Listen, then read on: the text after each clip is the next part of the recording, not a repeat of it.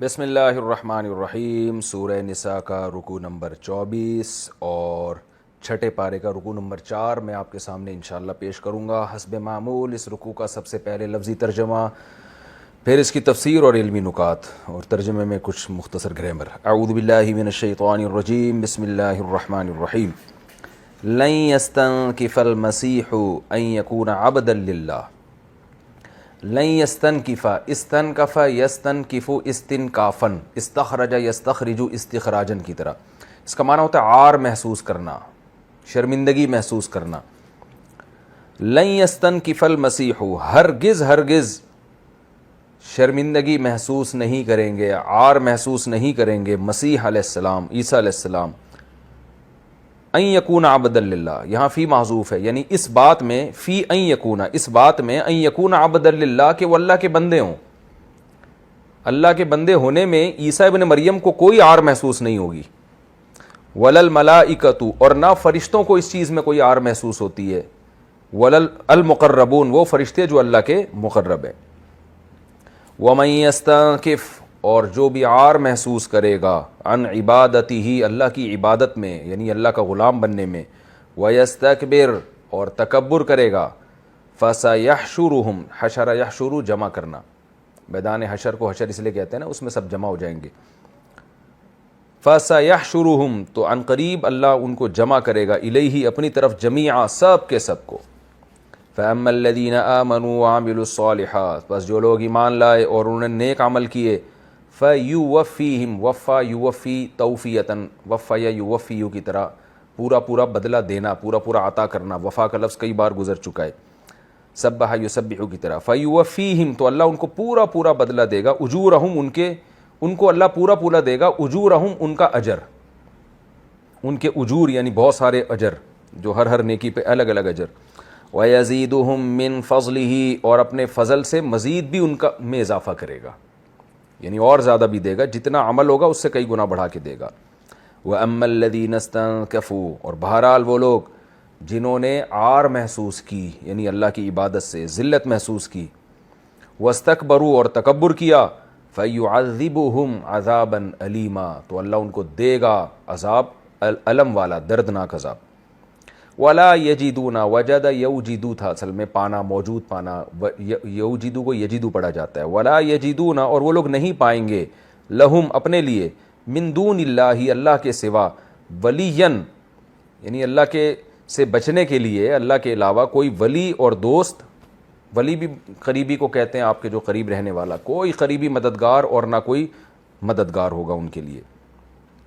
یا ایھا الناس، اے لوگو، قد جاءکم برہان من ربکم، تحقیق آ چکا ہے تمہارے پاس، برہان، واضح دلیل آ چکی ہے تمہارے پاس، بہت واضح، برہان کہتے ہیں کھلی دلیل جو آنکھوں سے دیکھی جائے، بہت واضح دلیل آ چکی ہے تمہارے پاس، من ربکم، تمہارے رب کی طرف سے، وانزلنا الیکم، اور نازل کیا ہے ہم نے تمہاری طرف، نورا مبینہ، بالکل واضح نور، واضح روشنی۔ فاما الذین آمنوا، پس وہ لوگ جو ایمان لائے، باللہ، اللہ پر، واعتصموا بہ، اور مضبوطی سے تھام لیا انہوں نے اللہ کو، فسیدخلہم فی رحمت منہ، تو عن قریب اللہ داخل کرے گا ان لوگوں کو، فی رحمت، ایک رحمت میں، منہ جو اللہ کی طرف سے ہوگی، وفضل، اور فضل میں داخل کرے گا، ویہدیہم الیہ، اور اللہ ان کی رہنمائی کرے گا، الیہ، اپنی طرف، ویہدیہم الیہ، اور اللہ ان کی رہنمائی کرے گا، الیہ، اپنی طرف، صراطا مستقیمہ، سیدھے راستے کی، یعنی سیدھے راستے پہ چلا کے اللہ ان کو اپنی طرف لائے گا۔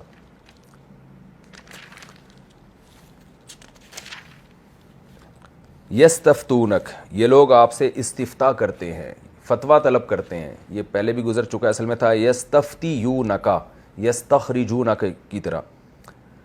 قل اللہ، کہہ دیجئے کہ اللہ تعالیٰ، یفتیکم، تمہیں فتویٰ دیتا ہے، تمہیں جواب دیتا ہے، فی الکلالہ، کلالہ کے بارے میں۔ کلالہ کسے کہتے ہیں؟ جس کے نہ والدین ہوں، نہ اولاد ہو، نہ بیٹا نہ بیٹی، تو یعنی لاوارث ہو گیا نا ایک طرح کا، نہ ماں باپ ہیں، یعنی باپ دادا بھی نہیں ہے، ماں اور نانی وغیرہ بھی نہیں ہے، اور آگے بیٹا بیٹی بھی اور پوتے بھی نہیں ہیں اس کے، تو یہ اولاد وراثت کی، اچھا سوری میں ترجمہ کر رہا ہوں، پھر تفسیر میں اس کی ڈیٹیل بتاؤں گا۔ ان امرؤ ہلک، ان کا معنی اگر، امرؤ مرد، تو ملا کے پڑھیں گے ان امرؤن، الف سائلنٹ ہو گیا، ان امرؤن ہلاکا، اگر کوئی مرد ہلاک ہو جائے، لیس لہ ولد، اور اس کی کوئی اولاد نہ ہو، ولہ اخت، لیکن اس کی ایک بہن ہے، فلہا نصف ما ترک، تو اس بہن کو ملے گا، بہن کے لیے ہوگا نصف ما، اس چیز کا نصف ترکا جو بھائی چھوڑ کر گیا ہے، وَهُوَ يَرِثُهَا، اور وہ بھائی اس بہن کا وارث بنے گا، یعنی اگر بہن مری ہے تو بھائی وارث بنے گا، إِن لَمْ يَكُنْ لَهَا وَلَدٌ، بشرطے کہ اس بہن کے بھی کوئی اولاد نہ ہو، تو پھر بھائی وارث بن جائے گا، فَإِن كَانَتَا اثْنَتَيْنِ، اور اگر ایک کے بجائے دو بہنیں ہوں، کانتا وہ دونوں ہوں، اثنتین دو، فلہما تو ان دونوں بہنوں کے لیے الثلثان دو ثلث، یعنی 2/3، ایک ثلث کہتے ہیں 1/3 کو، ایک تہائی کو، تو 2/3 ملے گا ان کو، مما ترک، مما اصل میں من ما تھا، اس وراثت میں سے جو بھائی چھوڑ کر گیا ہے،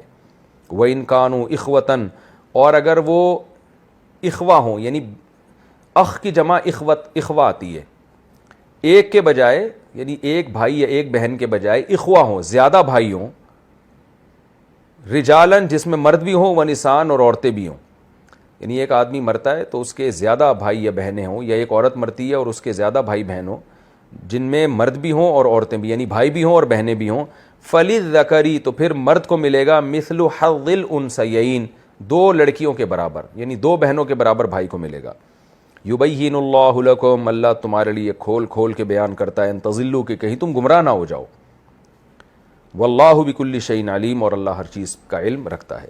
یہ ہماری صورت بھی ختم ہو رہی ہے یہاں پہ، سورہ نساء کی یہ آخری آیتیں تھیں جس کا میں نے ترجمہ کیا، اب میں انشاءاللہ ان کی آخری رکوع ہے یہ، تو اب میں انشاءاللہ اس کی آپ کے سامنے تفسیر پیش کرتا ہوں۔ پچھلے رکوع میں توحید کا بیان چل رہا تھا کہ عیسیٰ ابن مریم اللہ کے بیٹے نہیں ہیں، اللہ نے اہل کتاب سے خطاب کیا کہ تم رک جاؤ اس بات سے کہ ان کو معبود قرار دو، ان کو اللہ کا جزو قرار دو، اس بات سے رک جاؤ، یہ تمہارے لیے بہتر ہے۔ اب آگے اللہ فرما رہے ہیں کہ جس عیسیٰ کو خوش کرنے کے لیے تم یہ کام کر رہے ہو نا، ان کو خدا کا حصہ بنا دیا تم نے، خود وہ عیسیٰ اس بات کو پسند نہیں کرتے، جیسے کہ آج کل مذہبی رہنما جو حقیقت میں پرہیزگار ہوتے ہیں، جن کی قبروں پہ لوگ سجدے کر رہے ہیں، تو خود وہ صاحب قبر کو خوشی نہیں ہوتی کہ مجھے سجدہ کرو، یعنی یہ تو بڑی حماقت ہو گئی نا کہ اللہ بھی خوش نہیں ہو رہا اور جس کو خوش کرنے کے لیے یہ کام کر رہے ہیں وہ بھی خوش نہیں ہو رہا۔ تو اللہ فرماتے ہیں کہ عیسیٰ ابن مریم اس بات سے خوش نہیں ہوتے کہ تم نے ان کو بیٹا بنا دیا اور تم ان کی عبادت کر رہے ہو، بلکہ عیسیٰ ابن مریم تو اللہ کے بندے تھے اور ان کو اس میں کوئی آر محسوس نہیں ہوتی تھی کہ وہ اللہ کے بندے بن کے رہیں، بلکہ یہ چیز ان کے لیے قابل فخر تھی کہ میں اللہ کا بندہ ہوں، اللہ کا رسول ہوں، اللہ کا غلام ہوں۔ اس لیے اللہ نے فرمایا لن یستنکف المسیح، ہرگز مسیح علیہ السلام آر محسوس نہیں کریں گے اس بات میں کہ وہ اللہ کے بندے ہوں، وللملائکۃ المقربون، اور نہ مقرب فرشتے اس بات میں آر محسوس کرتے ہیں، کیونکہ مشرکین مکہ فرشتوں کو اللہ کی بیٹیاں کہتے تھے، تو یہ بھی کفر تھا، تو فرشتے بھی اللہ کا غلام بننے میں فخر محسوس کرتے ہیں، عیسیٰ ابن مریم بھی، اور کیونکہ اللہ کا اعلان ہے، قاعدہ ہے وَمَن يَسْتَنْكِفْ عَنْ عِبَادَتِهِ، جو بھی اللہ کا غلام بننے میں آر محسوس کرے گا، اپنے آپ کو اللہ کا بندہ کہنے میں آر محسوس کرے گا اور تکبر کرے گا، کیونکہ ظاہر ہے یہ تکبر ہے، فَسَيَحْشُرُهُمْ إِلَيْهِ جَمِيعًا، تو اللہ ان سب کو اپنی طرف جمع کرے گا، اور پھر کیا ہوگا، فَأَمَّا الَّذِينَ آمَنُوا وَعَمِلُوا الصَّالِحَاتِ، جو ایمان لائے اور نیک اعمال کیے، ان کو پورا پورا بدلہ عطا کیا جائے گا، بلکہ اللہ اپنی طرف سے اضافی بھی دے گا ان کو، اور جنہوں نے آر محسوس کی تھی اللہ کا بندہ بننے میں، وہ لوگوں کو اپنا بندہ بنا رہے تھے، اپنی طرف لے کر آ رہے تھے اللہ کے پاس لے جانے کے بجائے، اور تکبر کر رہے تھے، تو اللہ ان کو دردناک عذاب دے گا۔ تو عیسیٰ ابن مریم تو عذاب سے محفوظ ہیں، تو یہ کیسے ہو سکتا ہے کہ وہ اس بات میں خوشی محسوس کریں کہ تم ان کو اللہ کا بیٹا کہتے ہو اور تم ان سے مرادیں مانگتے ہو؟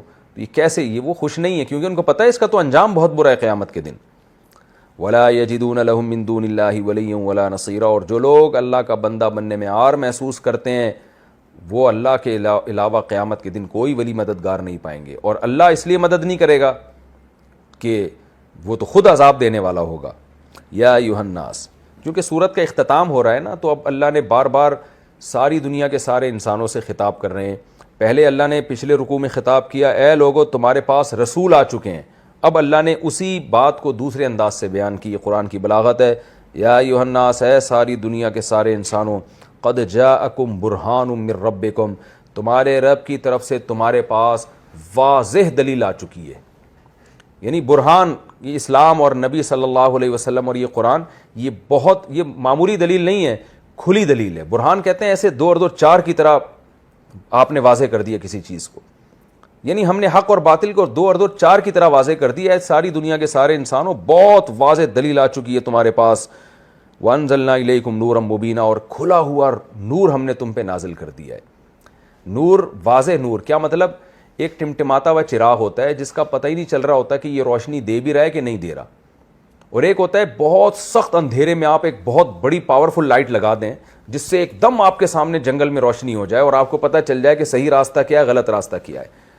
تو انسان کو کن اصولوں پہ زندگی گزارنی چاہیے، وہ کن اصولوں پہ زندگی گزار کے اچھا انسان بن سکتا ہے، کن اصولوں کو توڑ کے برا بن سکتا ہے، کیا اچھا ہے کیا برا ہے، جنت کا راستہ کون سا ہے، جہنم کا راستہ کون سا ہے، اس کے بارے میں اللہ نے ایک آسمان سے ایک اتنا بہترین چراغ نازل کیا ہے کہ جس کے چراغ ہونے میں 2 رائے نہیں ہو سکتی۔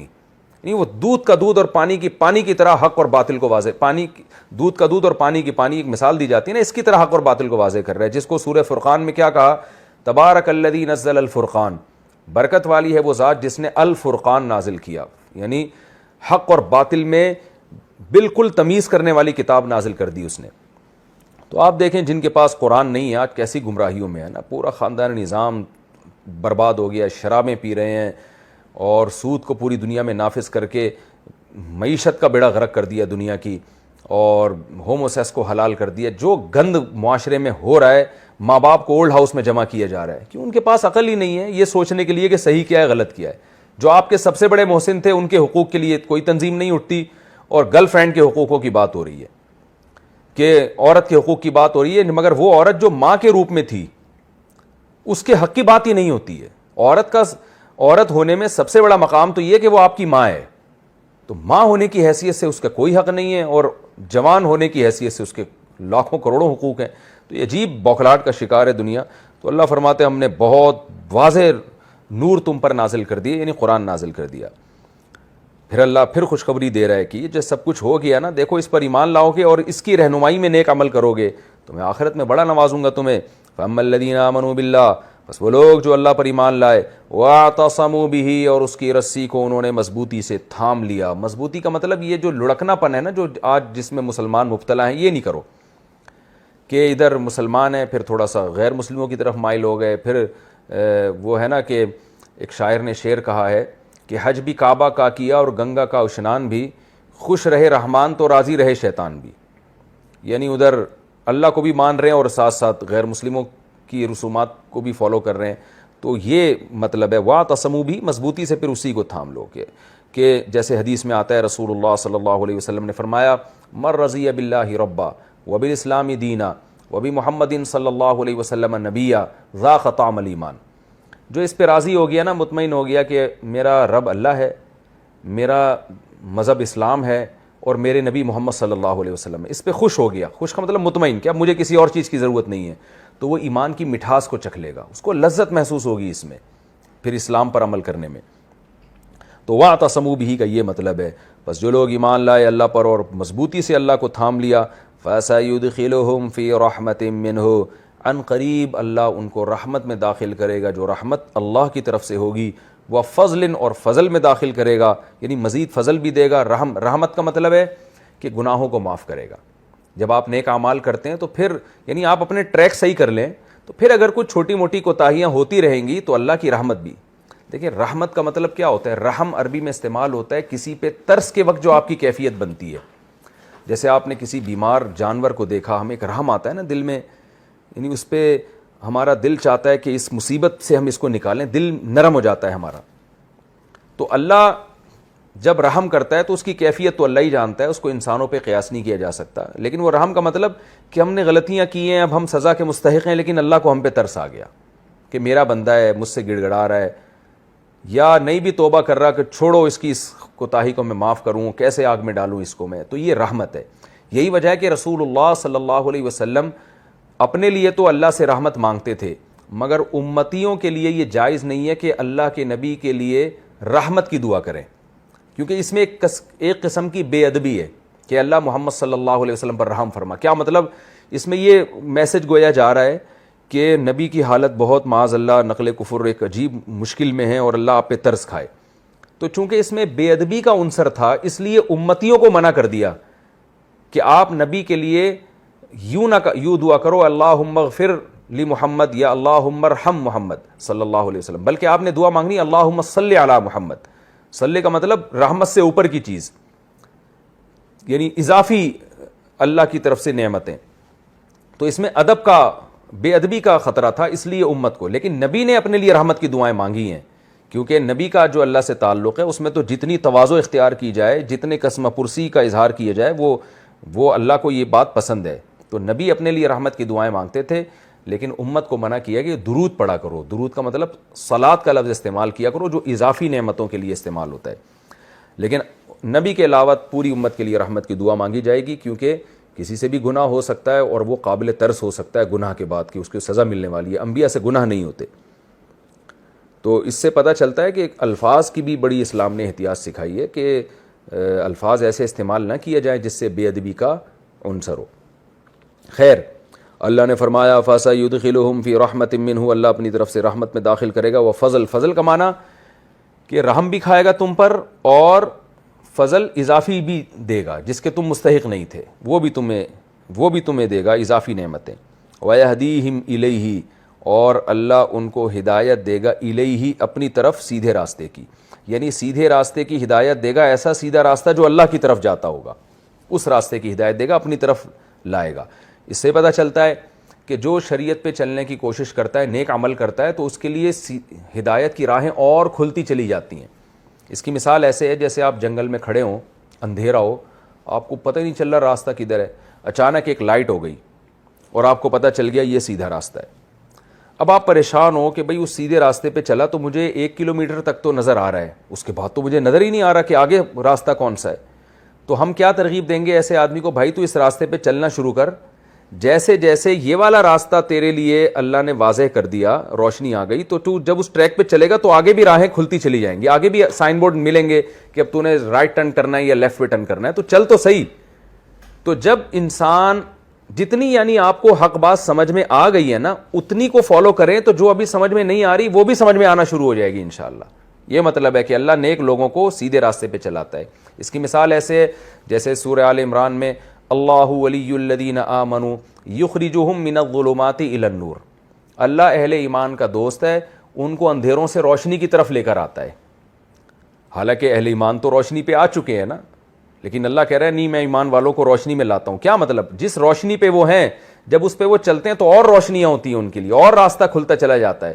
اور والذین کفروا اولیاؤہم الطاغوت، کافروں کا دوست طاغوت ہے، طاغوتی قوتیں ہیں، شیطان ہے. یخرجوہم من النور الی الظلمات، وہ ان کو روشنیوں سے اندھیروں کی طرف لے کر آتا ہے. یعنی وہ کیا کرتے ہیں، جو روشنی تھی ان کے پاس، جتنا پتہ تھا صحیح کا اس کو بھی فالو نہیں کیا تو مزید گمراہیوں میں چلتے چلے جاتے ہیں. یعنی جتنا حق کا پتہ تھا نا جب اس کو فالو نہیں کیا تو جو پتہ تھا وہ بھی غائب ہو جاتا ہے ان سے، یعنی جو صحیح راستہ معلوم تھا اس سے بھی اندھے ہو جاتے ہیں. اس کی مثال ایسے ہے جیسے آپ جنگل میں کھڑے ہوں، روشنی ہو گئی یہ سیدھا راستہ ہے اور یہ غلط راستہ ہے. اب آپ سیدھے راستے پہ اس لیے نہیں چل رہے کہ آگے کا مجھے پتہ نہیں کہ بھئی کیا ہے، آگے تو راستہ نظر نہیں آ رہا، اس بیس پہ آپ غلط راستے پہ چلنا شروع کر دیتے ہو. حالانکہ جتنا صحیح نظر آ رہا ہے اتنے تو چلو نا، لیکن اس پہ بھی اگر نہیں چل رہے تو مزید اندھیروں میں چلے جاؤ گے. کیا مطلب؟ جتنا پہلے سیدھا نظر آ رہا تھا نا راستہ اب وہ بھی نظر آنا بند ہو جائے گا. اب آپ کو پتہ ہی نہیں چلے گا کہ تھوڑا سا سیدھا راستہ جو مجھے نظر آ رہا تھا وہ بھی کہاں ہے. تو یہ مطلب ہے کہ اللہ اہل ایمان کو مزید ہدایت کی طرف لے کے جاتا ہے اور اہل کفر جو سیدھے راستے کو بالکل بھی فالو نہیں کرتے ان کو مزید گمراہیوں میں دھکیل دیتا ہے. تو یہ دنیا میں سزا ملتی ہے، اللہ ہم سب کو اس سے بچائے. وَيَهْدِيهِمْ إِلَيْهِ صِرَاطًا مُسْتَقِيمًا. يَسْتَفْتُونَكَ، اس صورت کے شروع میں بھی اللہ نے وراثت کے حکام بیان کیے، درمیان میں بھی اللہ نے وراثت کے حکام بیان کیے، اور اب اس صورت کی آخری آیت بھی وراثت کی طرف لوٹ رہی ہے. یہ بتانے کے لیے کہ اسلام میں مالی حقوق بہت اہمیت کے حامل ہیں. حالانکہ دیکھیں ٹاپک بالکل چینج ہو رہا ہے، کہاں توحید کی بات، کہاں اہل کتاب کو خطاب، کہاں ساری دنیا کے انسانوں کے خطاب کے اسلام لے آؤ. اور سورہ نساء کی آخری آیت ختم کس پر ہو رہی ہے؟ وراثت پہ، اور اس میں بھی بہن کی وراثت کو بیان کیا جا رہا ہے. شروع میں بھی اللہ نے عورتوں کے حقوق کی بات کی، یتیموں کی اور عورتوں کی، درمیان میں بھی عورتوں اور یتیموں کی، اور شروع میں جو یتیموں کی بات کی اس میں بھی یتیم بچیوں کی بات کی ہے سورہ نساء کے شروع میں، درمیان میں بھی یتیم بچیوں کی بات کی، اور آخر میں بھی اللہ تعالیٰ بہن کی وراثت کا حصہ بیان کر کے اس ٹاپک کو ختم کر رہے ہیں۔ اس سے حالانکہ بظاہر کوئی ربط نہیں ہے، تو یہی ربط ہے اس کی اہمیت کو بتانا کہ میں اللہ گویا بزمان حال ہمیں یہ بتا رہے ہیں کہ میں جس ٹاپک کو سورہ نساء میں لے کے چل رہا ہوں کہ توحید کا ٹاپک ہے، عیسائیوں سے خطاب ہے، ساری دنیا کے سارے انسانوں کے خطاب ہے، اس کو بالکل چینج کر رہا ہوں، وراثت پہ لا رہا ہوں، تاکہ سورہ نساء کی ابتدا بھی وراثت سے اور یتیم بچیوں کے حقوق سے اور عورت کے حقوق سے، درمیان میں بھی اور آخر میں بھی، یہی ایک بہترین ربط ہے جس میں بلاغت چھپی ہوئی ہے۔ تو اللہ فرماتے ہیں یستفتونک، یہ آپ سے سوال کرتے ہیں۔ وہ سوال کیا تھا؟ خاص قسم کا سوال تھا۔ حضرت جابر بن عبداللہ رضی اللہ تعالی عنہ کی صرف بہنیں تھیں، آپ کے والد بھی نہیں تھے، آپ کی کوئی والدہ بھی نہیں تھیں، آپ کے اولاد بھی نہیں تھی، تو آپ کو فکر ہوئی کہ میرے مرنے کے بعد میری بہنوں کو میری وراثت میں حصہ ملے گا یا نہیں ملے گا۔ تو ایسے شخص کو کلالہ کہا جاتا ہے عربی میں، جس کے نہ باپ دادا ہوں نہ اولادیں ہوں، یعنی کوئی وہ وارث نہ ہو جو عام طور پہ وارث ہوتا ہے، وہ والا وارث نہ ہو، صرف بہنیں ہوں یا بھائی ہوں۔ تو یہ سوال صحابہ نے نبی سے کیا تھا، تو اس کا جواب اللہ نے دیا، قل اللہ یفتیکم فی الکلالہ، اللہ تمہیں کلالہ کے بارے میں فتویٰ دیتا ہے۔ پہلے بھی فتویٰ دیا تھا لیکن وہ ان بہنوں کے بارے میں جو ماں شریک بہن بھائی ہیں، اب جو سگے بہن بھائی ہیں ان کے بارے میں فتویٰ اللہ تعالیٰ دے رہا ہے۔ پہلے جو کلالہ کا تذکرہ گزرا تھا نا، ان میں ان بہن بھائیوں کا تذکرہ تھا کہ جو ماں شریک بہن بھائی ہوں، ان کو کتنی وراثت ملے گی، یعنی آپ کی کوئی ایسی بہن ہے کہ آپ کی اور اس کی ماں ایک ہے، باپ الگ الگ ہے۔ اب جو سگے بہن بھائی ہوتے ہیں، یعنی باپ سب کا ایک ہو یا ماں باپ دونوں ایک ہوں، ان کا حکم بیان کیا جا رہا ہے۔ قل اللہ یفتیکم فی الکلالہ، اللہ تمہیں کلالہ کے بارے میں فتویٰ دیتا ہے۔ ان امرؤ ہلک، اگر کوئی مرد ہلاک ہو جائے، لیس لہ ولد، اور اس کے اولاد نہ ہو، یہاں تذکرہ ہے اولاد نہ ہو، لیکن کلالہ سے پتہ چلتا ہے کہ باپ بھی نہ ہو، ماں باپ بھی نہ ہو، وَلَهُ أُخْتٌ، اور اس کی ایک بہن ہو، فَلَهَا نِصْفُ مَا تَرَكَ، تو جو کچھ بھائی چھوڑ کر جائے گا اس کا آدھا بہن کو ملے گا۔ دیکھیں جب کوئی شخص مرتا ہے اور اس کی اولاد میں اکلوتی بیٹی ہو تو ایک بیٹی کو آدھی وراثت ملتی ہے، باقی دوسرے مرد رشتہ داروں میں تقسیم ہو جاتی ہے، جو قریب ترین مرد ہوتے ہیں، جس میں چچا ہے، چچا زاد بھائی ہے، وغیرہ وغیرہ۔ تو اب بیٹی بھی نہیں ہے تو بہن پھر بیٹی کے قائم مقام ہو گئی، یعنی اکلوتی بہن ہے تو اب کیا ہوگا کہ وہی بیٹی کے قائم مقام ہے، بیٹی کو آدھا ملتا تو اب بیٹی کو نہیں ملے گا بلکہ بہن کو۔ تو کتنا نیچر کے قریب اللہ نے اصول بیان کیا کہ بھائی آپ کی جب کوئی سگی بیٹی نہیں ہوتی تو آپ جو محبت بیٹیوں کو دیتے ہیں وہی عموماً اپنی بہن سے اس کے قریب قریب وہی محبت ہوتی ہے، وہ بھی محرم رشتہ، یہ بھی محرم رشتہ، اور بیٹی کے بعد سب سے قریبی محرم رشتہ بہن کا ہوتا ہے۔ تو اس لیے اللہ نے فرمایا کہ یہ یعنی بالکل نیچر بھی یہی چاہتی ہے انسان کی، اگر بیٹیاں نہ ہونا تو انسان چاہتا ہے کہ پھر میری بہنیں میری بیٹیوں کے قائم مقام ہے، کیونکہ بھائی انہی کی کفالت کرتا ہے، ان کے لیے وہی کچھ سوچتا ہے جو باپ بیٹیوں کے لیے۔ آپ نے دیکھا ہوگا نا، بھائی بھی بہنوں کے رشتوں کے لیے ایسے ہی پریشان ہوتے ہیں جیسے باپ بیٹیوں کے لیے ہوتا ہے۔ تو اگر باپ موجود نہ ہو تو بھائی باپ ہی کے قائم مقام ہوتا ہے بہنوں کے لیے۔ تو اللہ نے فرمایا کہ اگر کوئی شخص مر جائے اور اس کی کوئی بہن ہو تو بہن کو آدھا ملے گا اس بھائی کے حصے میں سے، باقی آدھا کہاں جائے گا؟ یہ واضح ہے، عصبہ میں جائے گا، یعنی جو مرد رشتہ دار ہیں، چچا، چچا زاد بھائی وغیرہ، جس کی تفصیل دوسرے مقام پہ میں بیان کر چکا ہوں یا علماء سے آپ پوچھ سکتے ہیں۔ وَهُوَ يَرِثُهَا، اور وہ بھائی اس کا وارث بنے گا۔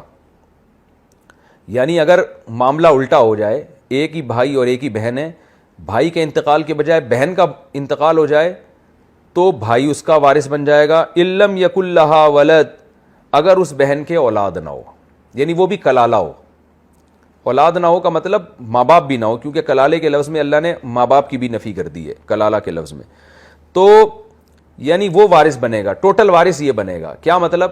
بہن اگر مرے گی تو پھر پوری جائیداد اس کی بھائی کو ملے گی، بھائی مرے گا تو آدھی بہن کو ملے گی، کیونکہ عورت کا حصہ آدھا ہوتا ہے، باقی دوسرے رشتہ داروں میں۔ لیکن بہن کا انتقال ہوا اور اس کے نہ ماں باپ ہیں اور نہ اولاد ہے تو پھر پوری وراثت کنورٹ ہو جائے گی بھائی کی طرف، یعنی شوہر بھی نہ ہو، یہ بھی ضروری ہے، ورنہ شوہر کا حصہ پھر نکالا جاتا ہے۔ تو یہ پوری وراثت مل جائے گی بھائی کو۔ فَإِن كَانَتْ اثْنَتَيْنِ، اور اگر بہنیں دو ہوں، ایک شخص کا انتقال ہوا، اس کے وارثوں میں صرف دو بہنیں ہیں، تو اللہ فرماتے ہیں فَلَهُمَا الثُّلُثَانِ مِمَّا تَرَكَ، تو بھائی جو کچھ چھوڑ کر گیا ہے بہن کو اس کا دگنا ملے گا۔ دو تہائی ملے گا، یعنی 66.66% بہنوں کو ملے گا، باقی 33.33% یہ عصبہ میں جائے گا۔ عصبہ کا مطلب یہ ہوتا ہے کہ شوہر یعنی جو مرد جس کا انتقال ہوا ہے نا، اس کے قریب ترین میل رشتہ دار، مرد رشتہ دار، چونکہ باپ اور بیٹا تو ہے نہیں، دادا اور اولاد بھی نہیں ہے، تو پھر اور بھائی بھی نہیں ہے، تو پھر وہ چچا میں جاتا ہے، چچا نہ ہو تو چچا کے بیٹوں میں، جس کی تفصیل آپ علماء سے پوچھ سکتے ہیں ضرورت پڑنے پر۔ تو خلاصہ کیا نکلا کہ اگر بندے کا انتقال ہو جائے اور اس کی 2 بہنیں ہوں تو 2/3، 2 سے زیادہ کا بھی یہی حکم ہے کہ تو ان کو 2/3 ملے گا، 2 سے زیادہ کا آگے حکم آ رہا ہے۔ وَإِن كَانُوا إِخْوَةً، اور اگر وہ کئی بھائی ہوں، رجالن و نسان، اور اس میں مرد بھی ہوں اور عورتیں بھی ہوں۔ عورت کے لیے اخوا کا لفظ استعمال نہیں ہوتا، اخوات کا استعمال ہوتا ہے، لیکن صنعت تغلیب اس کو کہتے ہیں کہ صیغہ وہ استعمال کیا جو مرد کے لیے، کیونکہ دونوں صیغے ایک ساتھ استعمال نہیں ہو سکتے، لیکن رجالن و نسان میں بتا دیا کہ یہاں بھائیوں سے مراد صرف میل نہیں ہے بلکہ فیمیل بھی ہیں جن کو بہن کہا جاتا ہے۔ تو اللہ نے فرمایا وَإِن كَانُوا إِخْوَةً، اگر وارثین صرف بھائی ہوں جن میں یعنی زیادہ ہوں، رجالن و نسان جن میں مرد بھی ہوں اور عورتیں بھی ہوں، یعنی یہ کنڈیشن نہ ہو جو پہلے بیان ہوئی ہے، ایک بہن، 2 بہنیں یا صرف اکلوتا بھائی، ایسا نہ ہو، بلکہ انتقال ہوا کسی شخص کا اور اس کا بھائی بھی ہے بہن بھی، چاہے ایک بھائی ہو ایک بہن یا زیادہ ہوں، یا عورت کا انتقال ہوا اور اس کے انتقال کے بعد اس کے وارثین میں بھائی اور بہنیں ہیں، یعنی صرف بھائی نہیں ہے اور صرف بہن نہیں ہے بلکہ دونوں کا مجموعہ ہے، چاہے 2 ہیں یا 2 سے زیادہ ہوں۔ تو پھر اللہ نے اصول بیان کر دیا فَلِلذَّكَرِ مِثْلُ حَظِّ الْأُنثَيَيْنِ، یہ پوری وراثت بہن بھائیوں میں جائے گی اور اس طرح سے ڈیوائیڈ ہوگی کہ ہر بھائی کو بہن کی نسبت دگنا ملے گا۔ تو یہ وراثت کے احکام ہر لحاظ سے اللہ نے سورہ نساء میں کمپلیٹ کر دیے، جتنی صورتیں ممکن تھی۔ اس لیے آگے اللہ فرماتے ہیں یبین اللہ لکم، اللہ خوب کھول کھول کے تمہارے لیے اپنی آیات کو بیان کرتا ہے، ان تضلوا، کہ کہیں تم گمراہ نہ ہو جاؤ۔ اصل میں تھا اللہ تضلوا، تو لا حذف کر دیا کیونکہ یہ بالکل واضح ہے نا کہ گمراہی سے بچانا مقصد ہے، تو ایسی چیزیں ان شارٹ حذف کر دی جاتی ہیں کہ اللہ تمہارے لیے خوب کھول کھول کے بیان کر رہا ہے کہ کہیں تم گمراہ نہ ہو جاؤ، یعنی وراثت کے حکام میں بھی کہیں تم گمراہ نہ ہو جاؤ، جس کا حق جو بنتا ہے اس کا حق کہیں دبا نہ لو۔ واللہ بکل شیء علیم، اور اللہ ہر چیز کو جانتا ہے، وہ دیکھ رہا ہے تم کیا کر رہے ہو، اس کے حکام کو فالو کر رہے ہو یا نہیں کر رہے۔ تو اس کا میں خلاصہ بیان کر دیتا ہوں ان حکام کا، وراثت کی جو آخری آیت بیان ہوئی ہے، خلاصہ یہ نکلا کہ ایک شخص کا اگر مثال کے طور پر زید کا اگر انتقال ہو جاتا ہے اور وہ اس کے نہ ماں باپ ہیں، نہ دادا دادی، نانا نانی، نانا کا تو خیر حصہ نہیں ہوتا، نانی بھی نہیں ہے، نانی کا حصہ ہوتا ہے، ماں کی جگہ ہو جاتی ہے وہ جب ماں نہ ہو، اور آگے اولاد بھی نہ ہو۔ وراثت کی اصطلاح میں اولاد کا مطلب یہ ہوتا ہے کہ بیٹا بیٹی نہ ہو اور پوتا نہ ہو۔ نواسی جو ہے اولاد میں داخل نہیں ہوتی، کیونکہ نواسی کو وراثت اپنے ددیال سے ملتی ہے، پھر اپنے ننیال سے نہیں ملتی۔ تو پوتے کو وراثت ملتی ہے اگر بیٹا موجود نہ ہو میت کا۔ تو ان میں سے کوئی بھی اگر نہیں ہوتا تو پھر میت کی وارثین، اور شوہر بھی نہیں ہے، شوہر ہوگا تو پھر شوہر کا حصہ نکلے گا، پھر اس کے بعد بہن کو ملے گا، اور اگر شوہر نہیں یا بیوی ہے تو بیوی کا حصہ نکلے گا، اس کے بعد بہن بھائیوں کو ملے گا۔ تو یہ سب نہ ہو تو پھر کیا حکم اللہ نے بیان کیا کہ اگر ایک بہن ہے تو آدھی وراثت لے گی بھائی کی، اور ایک سے زیادہ بہنیں ہیں تو 66%، اور اگر انتقال لڑکی کا ہوا ہے اور اس کا ایک بھائی ہے تو پوری وراثت بھائی لے گا، ایک سے زیادہ بھائی ہے تو بھی پوری لے گا، وہ پھر آپس میں ڈیوائیڈ کر دیں گے۔ اور اگر کسی لڑکا یا لڑکی کا انتقال ہو گیا اور وہ ہوں کلالہ، اور پھر ان کے بھائی یا بہن اس طور پر ہو کہ دونوں کا مجموعہ ہو، یعنی ایک عدد بھائی ایک عدد بہن یا اس سے زیادہ ہوں، لیکن ہوں بھائی اور بہنیں دونوں، تو چاہے لڑکی کا انتقال ہو یا لڑکے کا، تو سیم اصول ہے کہ ہر بھائی کو بہن کی نسبت دگنا ملے گا، یعنی وہ بھائی اور بہنیں بیٹے اور بیٹیوں کے قائم مقام ہو جائیں گے، کیونکہ جب کوئی شخص مرتا ہے تو بیٹے کو دگنا ملتا ہے بیٹی کی نسبت۔ تو یہ اللہ نے حکام بیان کیے اور اپنا احسان بیان کیا کہ اللہ تمہارے لیے کھول کھول کے بیان کر رہا ہے، تمہیں ان قانون کے، اس وراثت کے حکم پہ چلنے کے لیے انسانوں کے بنے ہوئے قوانین کو فالو کرنے کی ضرورت نہیں ہے، میں نے آسمان سے قانون نازل کر دیا ہے۔ یہ ہماری سورہ نساء الحمدللہ ختم ہو گئی ہے، اس میں میں علمی نکات بیان کر کے اس کو ختم کرتا ہوں۔ پہلا نقطہ ہمیں یہ پتہ چلا کہ نیک لوگ کبھی بھی اللہ کی عبادت سے عار محسوس نہیں کرتے۔ اللہ نے فرمایا کہ عیسیٰ ابن مریم کو اس میں کوئی عار نہیں ہے۔ تو آج ہمارے ہاں جو مذہبی رہنماؤں کو حد سے زیادہ بڑھا چڑھا دیا جاتا ہے تو یہ مذہبی رہنماؤں کی کوئی خدمت نہیں ہے، بلکہ ان کو بھی آپ ناراض کر رہے ہو۔ جو بزرگوں کے مزاروں پہ جو کچھ ہو رہا ہے، اس سے ان کی روحوں کو تکلیف ہوتی ہے۔ تو بڑی حماقت کی بات ہے ان بدعات کا ارتکاب کرنا، کہ جن کو خوش کرنے کے لیے کر رہے ہو وہ بھی خوش نہیں ہو رہے۔ دوسری بات یہ بھی پتہ چلی کہ نیک بندہ کبھی اپنی اضافی تعریفوں سے اور اضافی پروٹوکول سے خوش نہیں ہوتا۔ بہت سے آپ نے دیکھا ہوگا جو نیکی کا لبادہ اوڑھ کے گھوم رہے ہیں اور وہ لوگوں کو اپنا غلام بنا رہے ہیں، شریعت نہیں بتاتے بلکہ اپنی تعریفوں سے خوش ہوتے ہیں۔ یہی ہے نا کہ اسلام یہاں آپ کو غلو سے روک رہا ہے نا۔ تو اللہ بتا رہے ہیں کہ عیسیٰ ابن مریم اور جو بھی نیک لوگ ہیں وہ تو اس بات سے خوش ہوتے ہیں کہ ہم بھی اللہ کے غلام ہیں۔ وہ اپنی بیجا تعریفوں سے یا آپ ان کو ان کے مقام سے بڑھا دیں تو اس سے خوش نہیں ہوتے۔ تو یہ نیک ہی ہونے کی علامت ہے۔ تو دوسرا نقطہ کیا پتہ چلا، اگر کوئی آپ کی تعریف وہ تعریف کرتا ہے جو آپ میں موجود نہیں ہے، یا آپ کو وہ مقام دیتا ہے جس کے آپ مستحق نہیں ہیں، تو اس پہ اگر آپ خوش ہو رہے ہیں تو یہ آپ کے 2 نمبر ہونے کی علامت ہے۔ جیسے سورہ آل عمران میں اللہ نے فرمایا وَيُحِبُّونَ أَن يُحْمَدُوا بِمَا لَمْ يَفْعَلُوا۔ اہل کتاب میں بہت سے علماء ایسے تھے کہ جو اچھا کام نہیں کیا ہوتا تو وہ بھی چاہتے تھے کہ ہمارے کھاتے میں یہ اچھا کام ڈال کے ہماری تعریف کی جائے۔ تو انسان ان اچھے کاموں پہ تو خوش ہوتا ہے جو اس نے کیے ہیں، جو نہیں کیے اور آپ کے کھاتے میں ڈال رہے ہیں تو آپ کے ذمے ہے کہ آپ اس کو بتائیں بھائی یہ میرا کمال نہیں ہے، یہ میری محنت اور میری کوشش نہیں ہے۔ یہ تو یہ بھی انسان کے 1 نمبر ہونے کی علامت ہے کہ ہمیشہ اچھے لوگ اپنی تعریف میں مبالغے سے خوش نہیں ہوتے۔ جو مقام ان کا نہیں ہے جب ان کو دیا جائے تو وہ اس پہ ناراض ہوتے ہیں، وہ اس کو بتاتے ہیں کہ میں اس کا مستحق نہیں ہوں، اور احادیث میں اس کی بہت ساری مثالیں ہیں۔ اور ایک نقطہ یہ بھی کہ اس میں اللہ نے دھمکی بھی دی ہے کہ تم اگر اللہ کی عبادت اور اللہ کے غلام بننے میں عار محسوس کرو گے تو اس پہ تمہیں اللہ جہنم کی آگ میں ڈالے گا، سزا دے گا۔ تو یہ علماء کی بہت بڑی ذمہ داری بن جاتی ہے کہ کہیں ایسا نہ ہو جائے کہ وہ لوگوں کو اپنا غلام بنانا شروع کر دیں۔ تو عالم کا کام، مذہبی رہنما کا کام شریعت کا غلام بنانا۔ ہاں اس بیس پہ اگر ان کو عزت ملے اور لوگ ان کی تعریفیں شروع کر دیں اس بیس پہ تو یہ اللہ کی دین ہے۔ ان کا مقصد یہ نہیں ہونا چاہیے، ہاں یہ نعمت مل جائے تو یہ اللہ کی طرف سے بدلہ ہے، نیت یہ نہیں ہونی چاہیے۔ اس آیت میں اس صورت میں یہ آیت بڑی زبردست ہے، یا ایھا الناس قد جاءکم برہان من ربکم۔ اللہ نے فرمایا ہم نے دلیل نازل کر دی آسمان سے۔